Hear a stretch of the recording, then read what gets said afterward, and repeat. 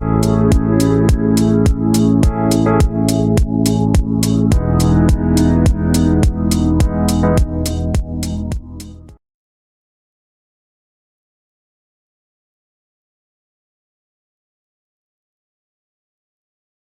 word what agrees in gender with the noun that comes after. It has the following forms.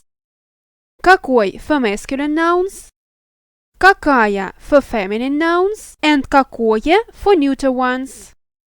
When put at the start of the sentence, it shows your emotional attitude to a certain fact. For example, например, какой приятный сюрприз, какое прекрасное утро, какой прекрасный день. There are also some other expressions to show your emotions.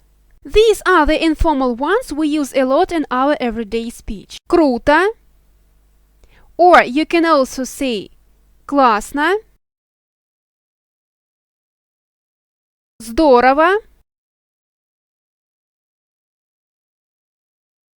отлично,